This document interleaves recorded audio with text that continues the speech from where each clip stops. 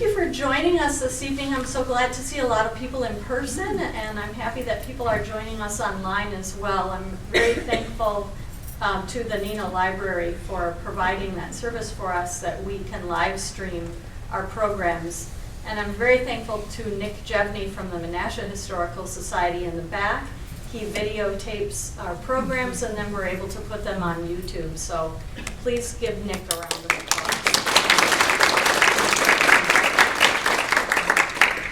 I'm Jane Lang. I'm the director of the Neenah Historical Society. And again, we're just so happy you're here tonight. We've got a wonderful topic tonight I think you'll enjoy. First, I want to just give you a couple of updates about what we'll be doing in the months to come. March 17th, we'll be doing a program that is linked to our current exhibit, which is Tracing Our Paths, Neenah's Immigration Stories. If you haven't visited the exhibit yet, please come and visit. It's really fun. We think you'll enjoy it. You'll learn a lot about the immigrants who made a significant impact on our community. On March 17th, we'll be featuring one of the stories in the exhibit and doing the program Neenah's Immigration Stories, William Owen and the Welsh of Wisconsin. I think that presenter is here tonight, actually, so she'll be doing that next month for us. That's Julie Hawkins. And then April 21st, we have a little bit of a change in our program, and that will be meeting at the Menasha Library on April 21st to present a program that will be the first in a series of programs we'll be doing called Neenah's Pioneers and Settlers. And we'll be first covering the Joseph Jourdain story. And Tom Van Lieshout and his brother Jim will be doing that.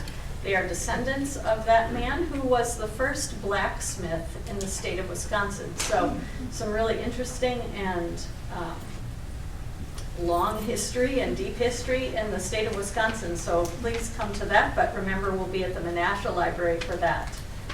I just wanted to point out as well, at the side table is my assistant Becky Kwiatkowski, and she has some of the books that we'll be talking about tonight and drawing information from. If you want to have a copy of your own, or you can come to the Historical Society too to check out a copy if you don't want to purchase one, but we're happy to sell you a copy if you'd like one tonight. Also, I mentioned the exhibit that we have. We have a new book. Becky, you want to hold that up? We have a new book on the exhibit, so if you haven't had a chance to visit the exhibit and you'd like to know more about it, you can at least check out a copy of a book on the exhibit. We think you'll really enjoy it. I think that's all I've got for announcements. So we're going to dive right in on our topic tonight. And that topic is the life and the story, the legacy of Theda Clark Peters. It's an amazing story, and I think that you'll be really inspired by it. I find that history is most interesting when you can find stories of people who made a big difference to a community. And I had a hint from one of my friends in the audience who said, you know, you should ask, how many people were born at Theda Clark? Show of hands. A lot of us were. So isn't that great? We all share that common history of being born at that hospital that was named for the woman we're talking about tonight. One of the things that I think is very interesting, though, to think about when you're talking about someone's life is to figure out why they became the person they became. Who was influencing them? How did they develop? What was their childhood like? What was this person's parents like? What were the influencers in this person's life? So we're going to start, because I think this person had a very big influence on his daughter. So Charles V. Clark, you've probably heard that name before. He was born in 1841. He lived a relatively short life, but he was a very industrious young man. He was a Civil War soldier, and we'll get to that in a minute. A business owner, entrepreneur. He served as Neenah's mayor. He was a state representative and a U.S. congressman, but he was also a devoted father to 3 children. One of the things that he said that has been quoted fairly often to his daughter, actually advice on her 16th birthday, was, "Theda, the best happiness we get in this world is in making someone other than ourselves most happy." I think that was a great piece of advice he gave her. She took it to heart. As I said, he was a Civil War soldier. He had an outstanding character as an individual. He always put others before himself, and this truly was a trait he instilled in his children. Lieutenant Clark was part of Company I of the 21st Regiment, which formed in 1862. It formed in Oshkosh. Actually, the soldiers rolled out of Oshkosh on a train in August of 1862. By October, he was in a severe battle in Chaplain Hills, Kentucky, where their regiment suffered heavy losses. He later fought at Chaplain Hills, Kentucky, where, he later fought at Chickamauga, which was a significant battle in the Civil War. He spent the Christmas of 1863 camped at Lookout Mountain. And I'd like to read just an excerpt from this book, C.D. Clark, His Short Life. This was recently published by Don Nussbaum, who is a volunteer at the Historical Society. He actually does all of our photo scanning, so we're very grateful to him. We had come across, someone donated a box of letters that had been found in a shed in Neenah that had letters that C.D. Clark wrote home to his mother during the Civil War. Don transcribed all of these letters and then wrote this book. He did so much research, and it's just an amazing book. If you get a chance to, please look at it.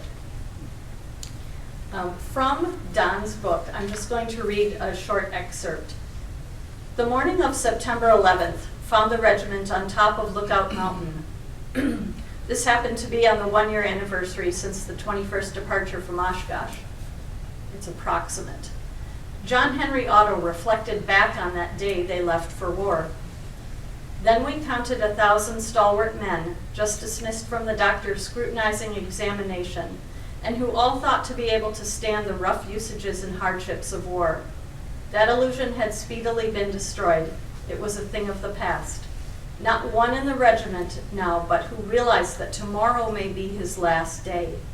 Of the 1,000 men who dined at Oshkosh a year ago, not 500 dined that day on Lookout Mountain. Over 200 had already been assigned to their final resting places in Dixie. A great number were discharged on account of disability and diseases, or were scattered in diverse hospitals.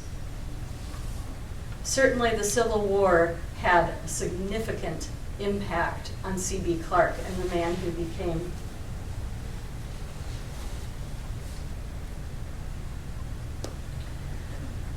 I do want to just kind of quickly review his service in the Civil War, because it started out with that difficult time, many battles he fought in.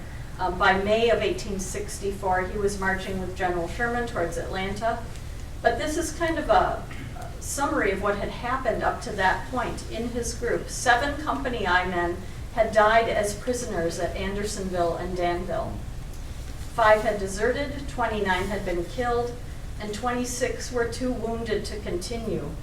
What was finally left of Company I participated in the Grand Review at Washington, D.C. in May of 1865, following Lincoln's assassination on April 15, 1865. This is a letter that C.B. Clark wrote to his mother just a week after Lincoln's assassination. Dear Mother, I find the time once more to write you a letter. Not that I have any news to write, but to let you see that I am well, and with God's blessing I am prospering. All goes as nice as a marriage bell. All the boys are looking for the time to start for home. Most think it is not far distance, yet I hardly expect to get home before August. Our regiment, as I told you in my last letter, is doing duty here on Cape Fear River. Most of the Army is at Raleigh, where General Sherman's headquarters are at this time. All the citizens in these parts are very sick of the war and are glad to stop it in any manner. Most of them think it is too bad that President Lincoln was killed. The man who killed him will not get much sympathy from the thinking men of the South. They all say that the rebels' aim is played out and the United States is a great success. Most all in the South are short for provisions and will be till after harvest. All crops look well, and most all will get enough to take them through next winter. General Sherman is coming down on the Army with strict discipline so as to protect the citizens in trying to establish civil law and order. Mother, I wish I could take you through this country so you might see for yourself what war has done. So 1865, C.B. Clark then returned to Neenah. This is a photo of downtown Neenah in the early 1880s. We don't have any photos in the 1860s of downtown Neenah, but I think it looks approximately the same as it may have looked when Charlie Clark returned to town. He went into partnership with a man named H.P. Levins in establishing a very successful hardware store. Then he married a woman named Caroline Hubbard on December 27, 1867, 2 years after returning home. Their daughter, Theda, was born on February 13, 1871. He founded Kimberly and Clark Corporation with 3 of his friends in 1872, March of 1872. I don't have quite as much information about Theda Clark's mother, but this is a photo of her, Carrie Hubbard Clark. We did discover that she had been a school teacher in Neenah, and she married C.B. Clark, as I said, on December 27, 1867. And theirs was a very happy marriage, I'm certain. The 4 founders of Kimberly and Clark Corporation you may be familiar with. I found this photo in the basement of City Hall. They have a collection of some very interesting historical items, objects, and photos in the basement there. This photo is about this big, but I think it was something that might have been handed out to business associates or people in the community. I love that this one has written on the bottom of it, compliments of K.C. and Company, February 1876. It was really great to come across that. In the front, seated on the left, is John Alfred Kimberly. On the right, seated is Havila Babcock. Standing in the back, on the left is C.B. Clark, and on the right is F.C. Shattuck.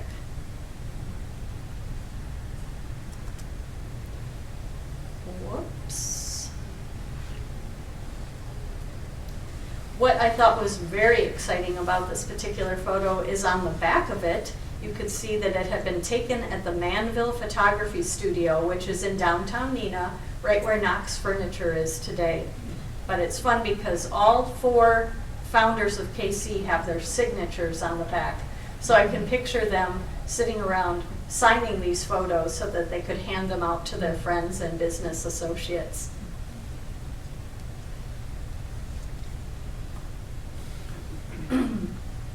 Theda's young life was very active in Neenah. Her father was obviously very successful. He was a successful businessman, growing and expanding Kimberly and Clark Corporation. Casey's first mill was the Badger Globe Mill that was on North Commercial Street in Neenah. Originally, they had converted a flour mill and then added on to that, but then the Globe Mill was built in 1884. This was KC's main office building, also on North Commercial Street, built in 1880. This is where C.B. Clark would have been working. This was the Clark's first home on Wisconsin Avenue. It was built in 1875. So this was Theda Clark's childhood home.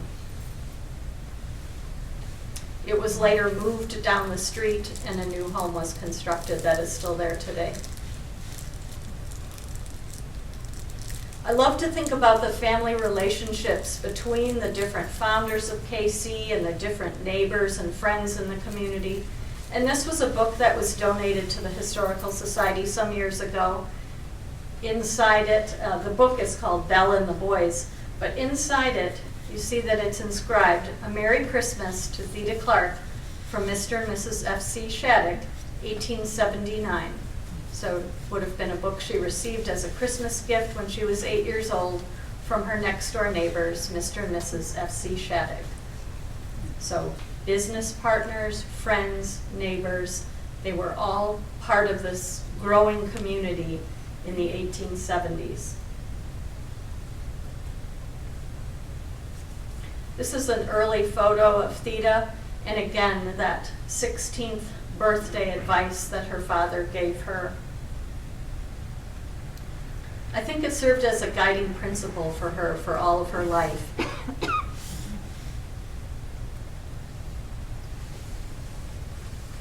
The Point School is where Theda Clark would have attended in her early years of education. She probably attended here from about 1876 to 1880. This school, one-room schoolhouse, would have been approximately where Linden Court is today in Neenah, if you're familiar with that, on Doty Avenue, Cedar Street area.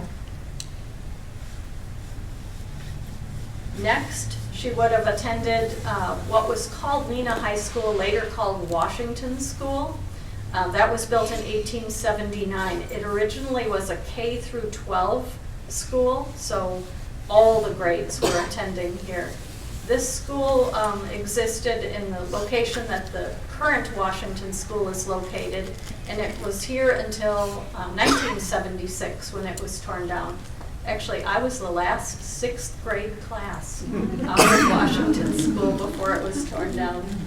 I remember, that just reminded me, I remember as a kid, they were thinking about, they would tear it down in the summer, and they were starting to remove some of the trees. So we stood at the window, and the windows were giant, as you can see, and we watched some of the really big old trees being taken down because they needed to do that as they were then taking down that school itself. This is a picture of Theda's class at Neenah High School in 1885. You can see a large number of students there, all looking pretty prim and proper. And that's a close-up of Theda standing there in the middle.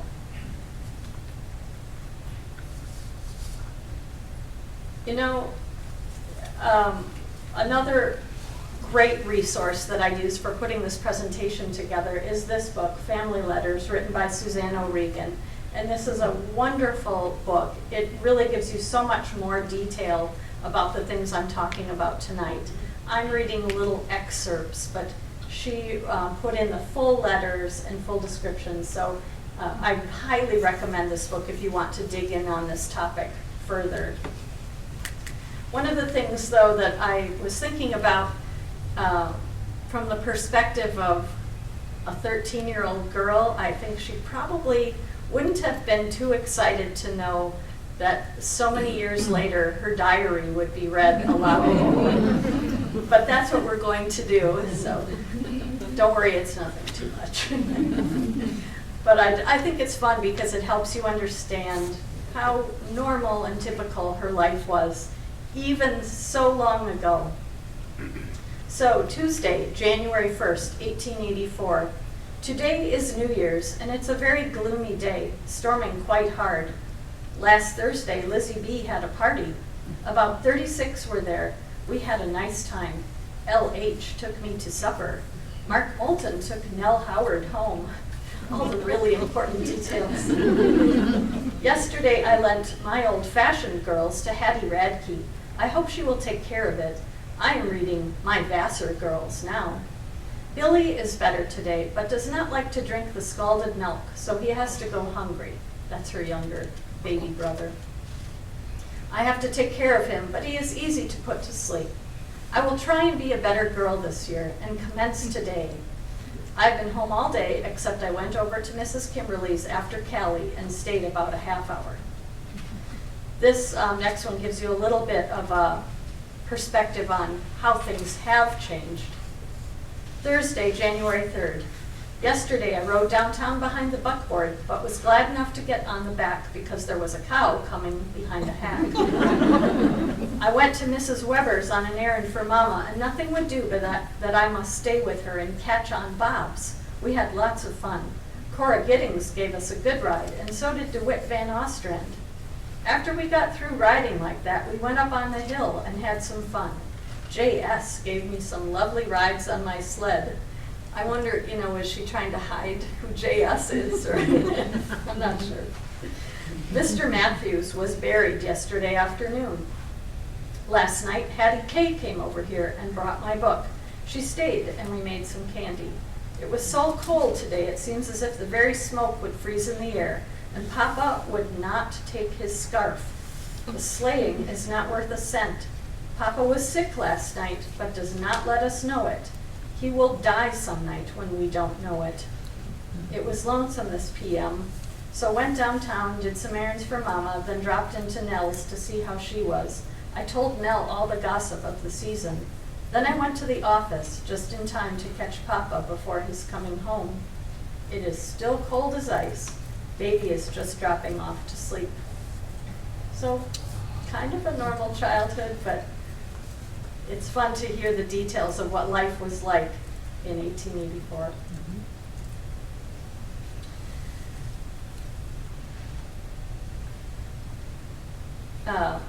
Theda had a big role to play in her family as the big sister in the family. Her sister Callie was born in 1880 when Theda was 9, and C.B. Clark Jr. was born in 1882 when Theda was 11. So she had a lot of responsibility in helping take care of the chicks, as her father referred to them. This is the full letter that has that quote for her on her 16th birthday that we've referred to before. I think you'll find it interesting. He's starting to write her letters because he's serving in the state legislature and then as a congressman, so he's gone from home a lot. February 7th, 1887, so it's almost her birthday. Dear Theda, my dear girl, I can assure you that you will never find one like your mama for a fast friend, and one that you will remember the longest day you live. I wish I could be with you on the anniversary of your birth, but I can't be there. I shall think of you often on that day. My dear girl, I shall at all times strive to so conduct myself as to never cause you or the other chicks to regret you have me as your father. I want to live every day remembering that it is one less for us to be all together as a family, and let us live that we will not regret the conduct on one day, but shall be able to look back and say that each one has been so happy that I almost regret that it is gone. Theda, the best happiness we get in this world is in making someone other than ourselves most happy. I shall be so glad to see you and the other chicks. I shall work hard to make it smooth sailing for you all, and I can get the most happiness from so doing, for it makes me so happy to see you have a good time. Love to you all, and a kiss to each one, your father. So to help you understand and give you a little perspective on what Theda's teen years were like, it's kind of interesting to think of what was going on with her father during those years. He had started Kimberly and Clark Corporation when Theda was 1. He was the mayor of Neenah when she was between the ages of 9 and 11. He was a state representative when she was between the ages of 14 and 15. And then a U.S. congressman when she was between the ages of 16 and 19.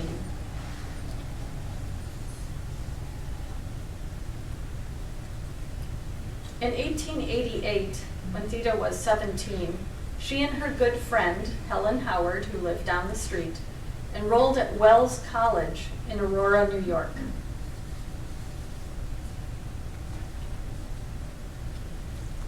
Wells College was founded in 1868 and was located in upstate New York.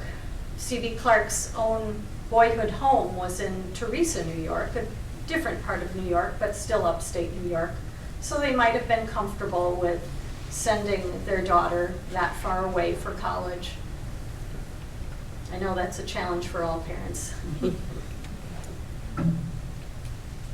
This is a letter that C.B. Clark wrote to her during those years when she was in college. This was about 1 year before he unfortunately passed away. You can kind of tell there's a change in the tone. Now she's a college girl, and he's writing to her in a little bit more mature way because she's learning things, experiencing new things in college, and learning new ideas. So this is September 6, 1890. Dear Theda, your letter at hand, for which I thank you. You say that my letters help you. I can't see how. You say that you are going to be a good girl and useful woman. Theda, you must remember that you had a good grandmother, and that you have one of the best mothers there ever was, and you can pattern after them. But that is not enough, for the young women of the times must be more than their mothers, or as men, they must be more. The spirit of the times calls on women for a higher order of things, and the requirements of the women of the future will be great.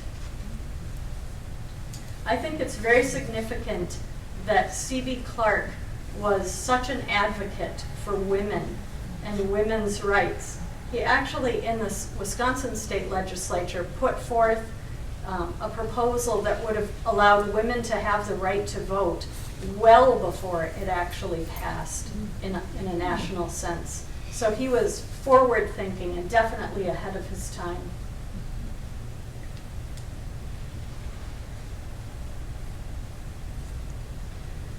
Very unfortunately, just a year later, Charles Clark passed away.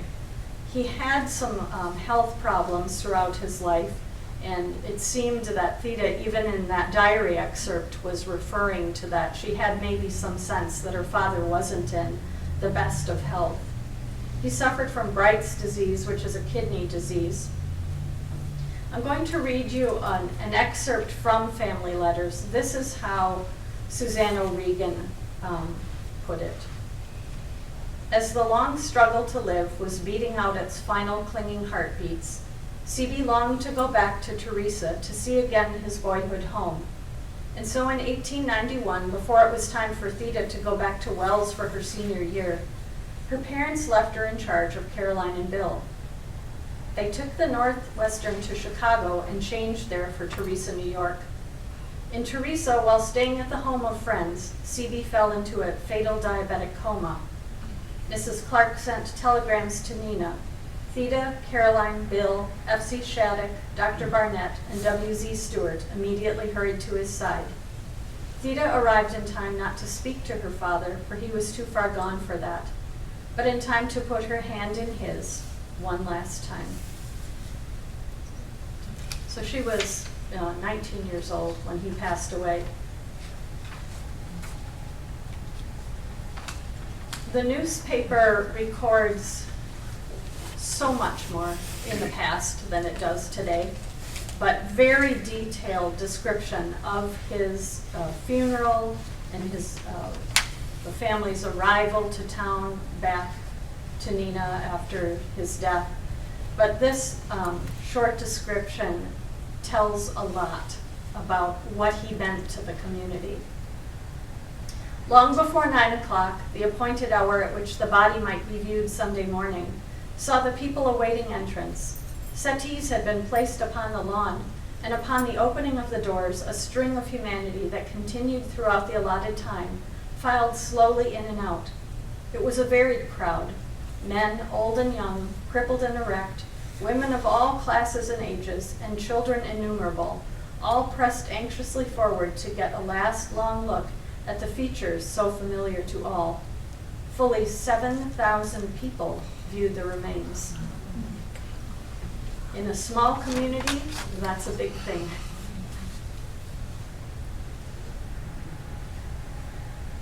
Following his passing, Theda returned back to college to graduate in 1892. This is a picture of her graduation class, a small class of women at this all-women's school. You can see Theda is the one seated at the table pouring the tea, handing the teacup. Her friend Helen Howard is seated on the far right.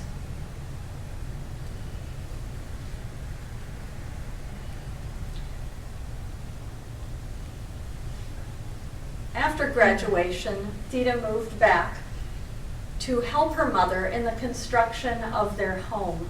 This home is still on Wisconsin Avenue, and you can see it almost as it appeared in this photo. It was built in 1892 to 1893. From the notes that I found, it was, I could be wrong, so if anybody knows more accurately, but the notes that I found say that it was the same architect as the Pabst Mansion in Milwaukee. So very beautiful home. They had planned this construction, then C.D. Clark passed away, and so Theda came back from college to help her mother with all of the final details and planning and arrangements for creating this beautiful home. January 1st, 1893, here's how they rang in the new year in Neenah. Theda is standing in the middle behind the fan, friends and family members around her. She obviously enjoyed a very fun and exciting social life in Neenah and visiting friends in different parts of the country. But I love that we have this, and even has a tiny little descriptor on the bottom, 12:01 a.m., January 1st, 1893. They stay up later than I do. Theda's early adult years, like I said, were filled with a lot of interesting and exciting things for her. One of the most exciting, no doubt, was meeting her future husband, Will Peters, in 1892. She and her friend Helen Howard were visiting fellow Wells student Helen Karenius in Indiana when they both met their future husbands, Will Peters for Theda and Frank Hawks for Helen Howard. Helen married Frank Hawks shortly after graduation, but Theda and Will had a longer courtship and didn't marry until 1901, when Theda was 30 years old.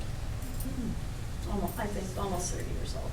Between college and graduation, college graduation and marriage, Theda filled her life with socializing, traveling the country, spending several months in Europe, but most importantly, the business of philanthropy in her hometown. This is one description in the newspaper about a party that was given at their home. A most delightful social event was the dancing party given last evening by Miss Clark and Miss Kelly Clark at the Clark residence. The guests were received upon arrival by the Mrs. Clark and their guests in the drawing room of the elegantly appointed mansion. An immense platform for the dancers had been erected on the lawn near the spacious veranda which adjoins the conservatory, and here, to the inimitable music of the Aryans, the evening was spent in the enjoyment of the waltz and two-step. I love the descriptions they have in the newspapers.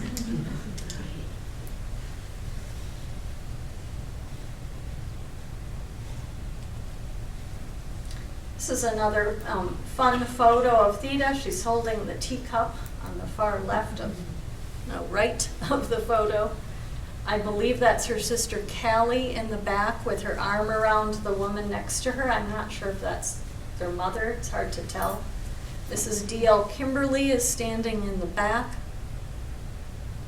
and could be Dan Kimberly possibly sitting to the left of Theda. Friends and neighbors and family members. This is a fun photo you might be familiar with. It's a picnic on the lawns between some of the houses on Wisconsin Avenue. You can see Theda seated there with the hat on the right-hand side of the table. Next to her is Mrs. D.L. Kimberly, and across the table from her is Miss Mabel Kimberly. At the head of the table at the end, I believe, is Havilah Babcock. But just fun that we have photos to capture some of those just fun family times and neighborhood gatherings in Neenah in the distant past. Here's a photo of Theda going on her father's boat that was called the Teresa. So gathering with a group of friends to take that boat onto Lake Winnebago. She certainly had a lot of exciting and fun experiences during these years. One of the highlights that we discovered was that she had tea with First Lady Mrs. Grover Cleveland. Another that we were aware of because we had used this story in our previous exhibit, Voting for a Change, on the impact of the 19th Amendment on Neenah. She had requested that Jane Addams come to Neenah to speak. And Jane Addams was the first woman to win the Nobel Peace Prize. She was a suffragist and activist for women's rights. This letter that she wrote to her fiancé, I think, is very telling of how exciting that experience was for her. Dear Billy, yes indeed, our day with Miss Addams was one not soon to be forgotten. I felt that I had breathed a breath of true nobility. She is so plain, so simple, unassuming. I had 5 ladies in to lunch to meet her, and all recalled, although she was very retiring and modest, she did talk of her travels, her work, and great things in general. Her English was so pure. She used good, round, mouth-filling Saxon words that expressed much and revealed the pleasant, uplifting channels along which her busy mind travels. Between 30 and 40 ladies and some gentlemen gathered at the Menasha Library to hear her, and it fell to your humble servant to introduce Miss Addams. I was sorry that I could not do it gracefully. I entertained the lady until she departed at 5:40, and as you may imagine, I walked in the clouds. So how great for her to have met someone who made a big impact on her, kind of somebody she probably looked up to.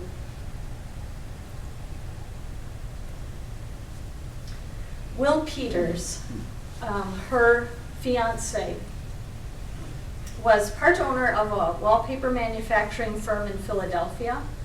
He was from Goshen, Indiana. And really, most of the newspaper accounts that we have been able to find tell more about Theda than they tell about Will, which is unfortunate. It's hard to find more information about him. But his father was a judge, and they were, by all accounts, quite well-to-do. Maybe not quite as well-to-do as Theda was, but a very successful family as well.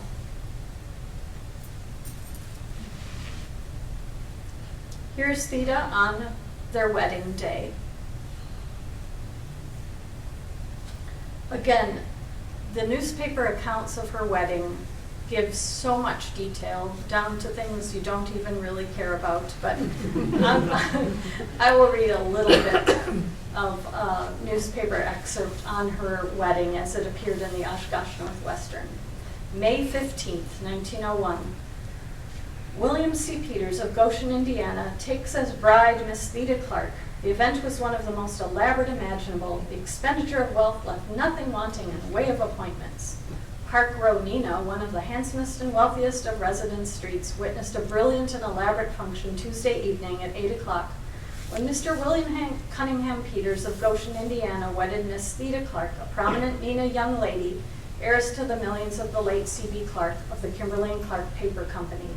The event was a quiet home wedding, but was nonetheless elaborate because of its quietness. The ceremony was pronounced by Dr. J.E. Chapin, pastor of the First Presbyterian Church of Neenah, in the presence of about 75 relatives and intimate friends. The spacious 3-story brick residence on Park Row was profusely decorated for the occasion, and the appointments were elegant and complete, as befitting the wealth and esteemed social position of the handsome bride. There was a special telegram sent to the Chicago Chronicle, so this was really big news all throughout the Midwest. Miss Theda Clark, heiress to nearly $2 million, was married tonight to William Cunningham Peters, member of a wallpaper manufacturing firm of Philadelphia and formerly managing editor of the Goshen. managing editor of the Goshen Times. The ceremony was performed at the Clark residence, J.E. Chapin officiating. So they started out their happy lives together. Married life for Theda. She made her home in Goshen, Indiana with her husband, but she kept her strong ties to Neenah all during those years.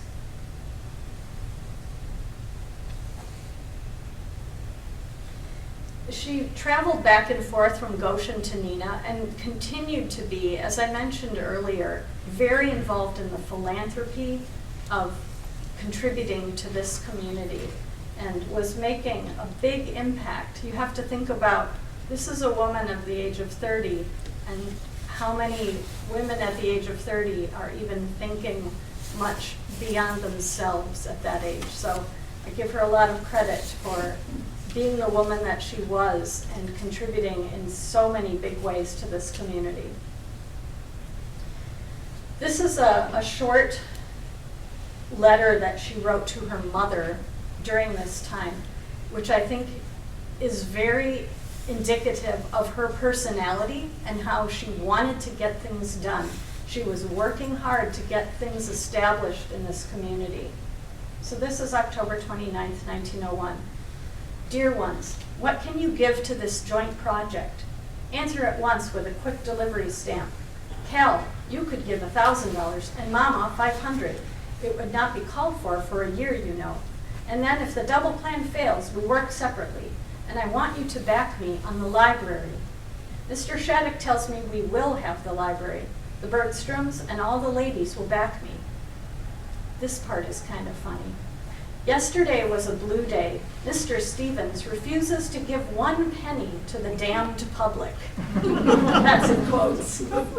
C.W. Howard follows his noble example.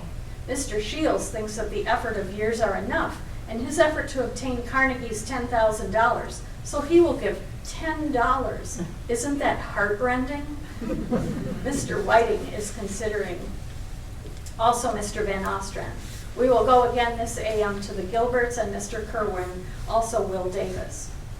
Last evening, the merchants, brewers, and saloon men met. Only 26 out of the 60 they expected appeared. Among 10 of them, $975 was raised. It looks dubious for the amusement hall, although we work night and day. So 2 of her significant projects that she made happen in Neenah were the Opera House, which was formerly on Wisconsin Avenue, and the Neenah Library. This was the original Neenah Library, which unfortunately didn't open until after her passing in 1904. I think that when you consider what she was trying to invest in the community, one of the things that might have motivated her to even be contemplating a hospital, perhaps, was the fact that she had witnessed a lot of hardship and death and difficulty due to health concerns amongst her community. Her next door neighbor, D.L. Kimberly, had died in 1892 of back surgery performed in his home. Her own father had died of Bright's disease in 1892. In 1902, Frank Shattuck, one of the 4 founders and partners in Kimberly and Clark, died of a ruptured appendix. There was no hospital and very minimal health care in Neenah. So while Will was very busy traveling for business, making a living for the 2 of them, Theda often returned home, stayed with her mother, and worked on these projects.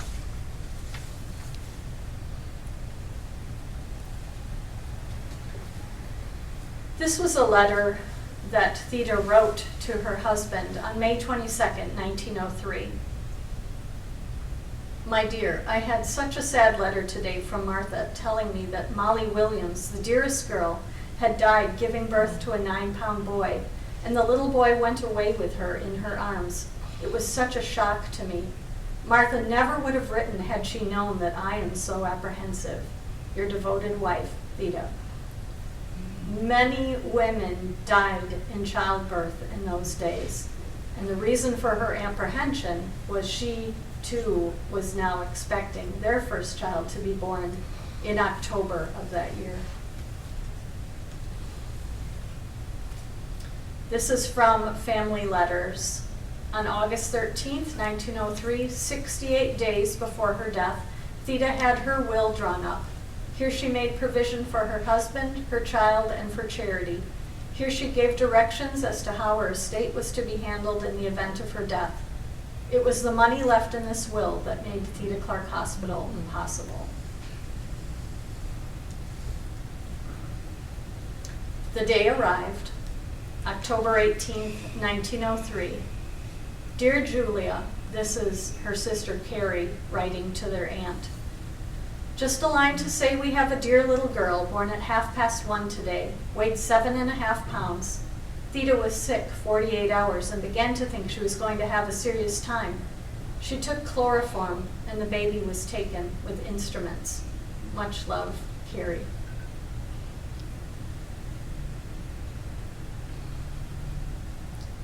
Tuesday. Dear Julia, Theda has taken a turn for the worse. Loss of blood and exhaustion. Poor girl, how dreadful if she has to die. Lovingly, Carrie. The baby cries all the time. The next day, October 20th, 1903, the headline was, Angel of Death takes one of Neenah's fairest and loveliest. Again, there's much more detail in the book Family Letters, but I'll just read the beginning of that obituary. Our people were shocked last evening by the sad report which none could at first fully believe, but which alas proved too true, that Mrs. W.C. Peters of Goshen, Indiana, had died at the home of her mother, Mrs. C.B. Clark, from hemorrhage.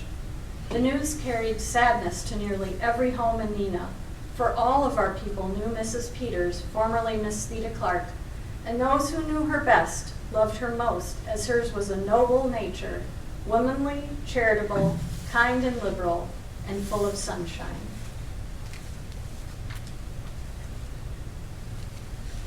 The story doesn't end there. This is Theda Clark Peters Smith, her daughter, who was born that day. This is a letter that Theda wrote in July before she gave birth to her daughter, as a letter to be read in the event of her death. So her husband opened and read this letter. July 13th, 1903. My husband, I hope that I am leaving you the greatest treasure that a woman can give her husband, a child, a son or daughter to cling to you and love you as long as you shall live. Teach our child to know me as mother somehow. Teach our child so much of good that the evil of life can find no place in its heart or head. Teach our child to appreciate what is given it, done for it. Be with our child, travel with it, give it every advantage of knowing culture and refinement. Let my mother see and be with our child often. She loves children, and should you leave the child ever, send it to her that she may bring it up. It seems as if I could not leave you, but that is not for us to decide. I shall wait for you and try to watch over you somewhere. Your wife, Theda.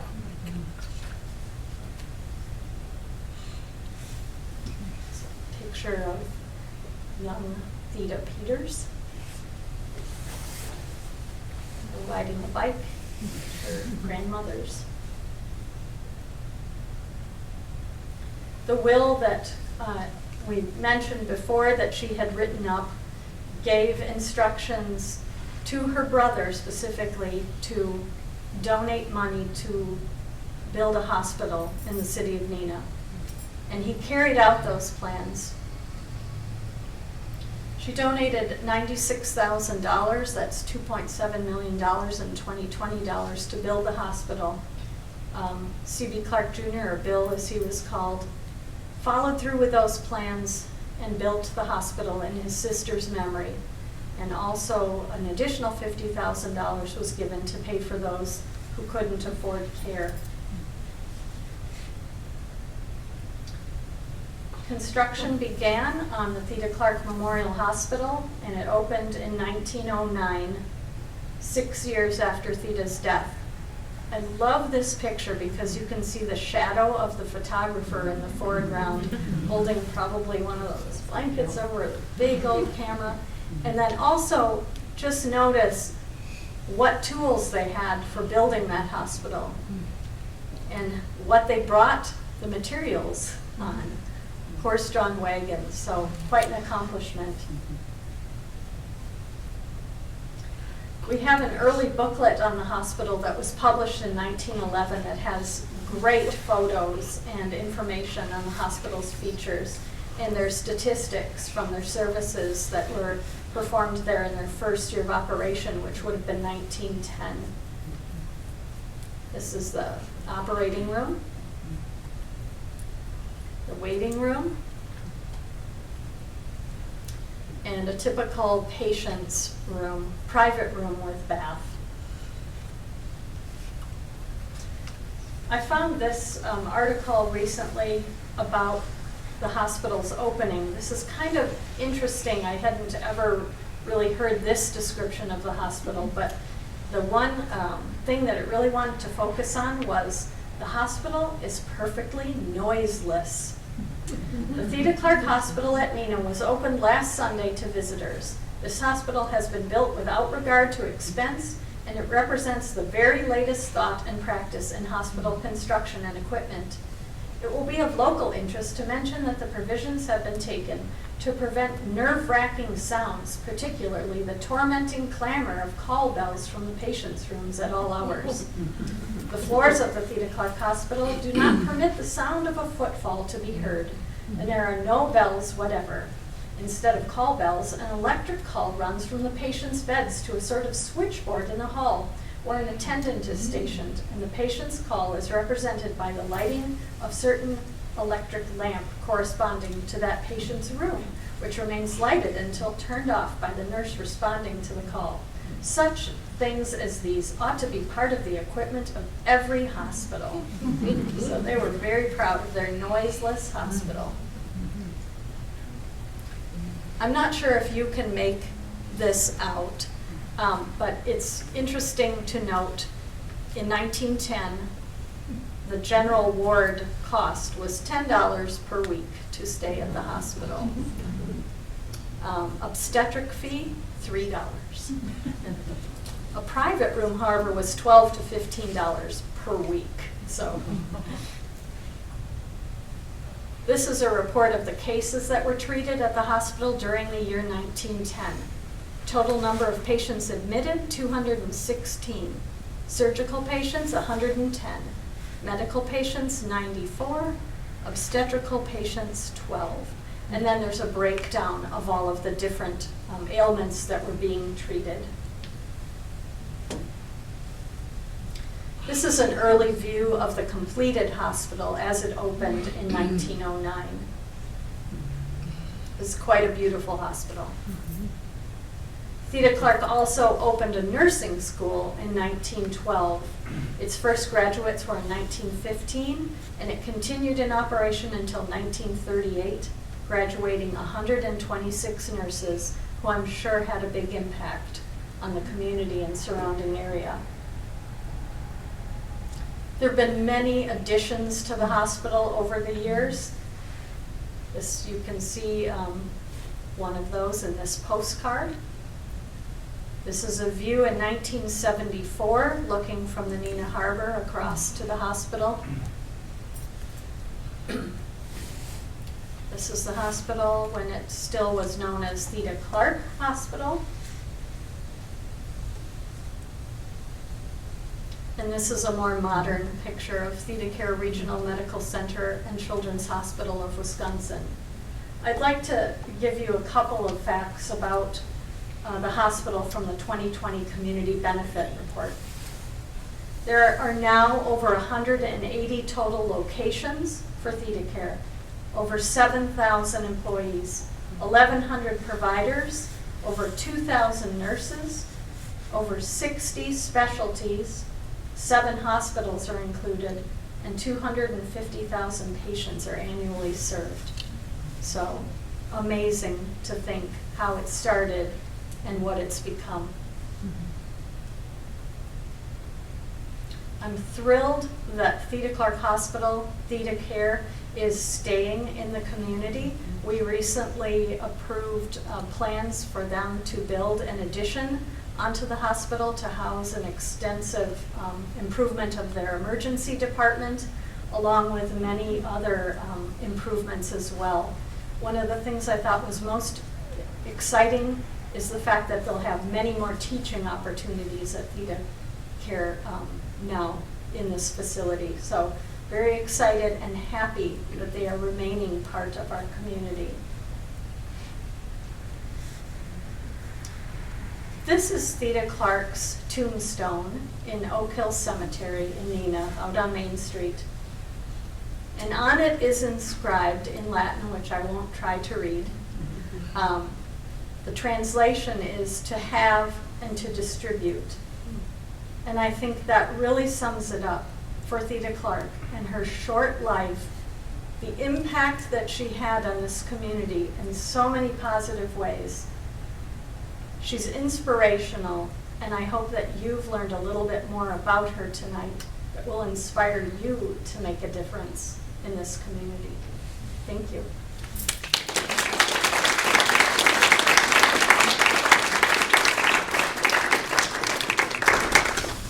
You have time for a question? Sure. I'm not sure I can answer, but. I'm a lifelong resident of Neenah, as many of you are, and I'm a little curious about the pronunciation of Theda. I mean, as far back as I can remember, it was Theda Clark. Yep. Yes. And lately, it seems like since ThedaCare came into existence, I'm hearing a lot of ThedaCare, and it kind of sticks in my craw. It should be Theda. You're right. The name is pronounced Theda, but I think over time, and I can even remember as a kid too, once in a while I would hear Theda, and I wasn't quite sure which it was, but my mom made sure that I knew it was pronounced Theda. The Opera House, do you know where on Wisconsin Avenue it was located? It was located where the towers are in that block. Okay. Anything else? When did her mother pass? Actually, I looked that up Did she because, live longer than her mother? yes, she did. And then she lived in that house on Wisconsin, and where did Theda's daughter, did she live with Theda's mom?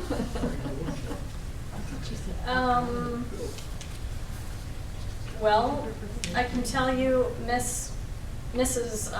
C.B. Clark passed away in 1922, so quite a few years after her daughter had passed away. If you're interested, I have a copy of her obituary. I have a copy of Mrs. Theda Peters Smith's obituary as well. So if you'd like to come up and take a look at that afterwards, you'll learn a lot more. Her daughter married Smith from Menasha Woodenware, Yes. and they had 5 kids that her daughter had. Carlton. Carlton, Oliver, Penguin. I have William Peters' obituary as well up here, so you might want to take a look at that. It's interesting to note that he passed away when Theda was still quite young, Theda Peters Smith. So she lost her mother before, she knew her, and she lost her father when she was relatively young too. Do you know if her husband ever remarried? No. As far as I know, no. Yes. In 2 weeks from today, the speaker will be celebrating, and I thought before we leave tonight, we could all join together and sing happy birthday to Jane. And 1, to you. 2, And to 3. you. Happy birthday to you. And you. Happy birthday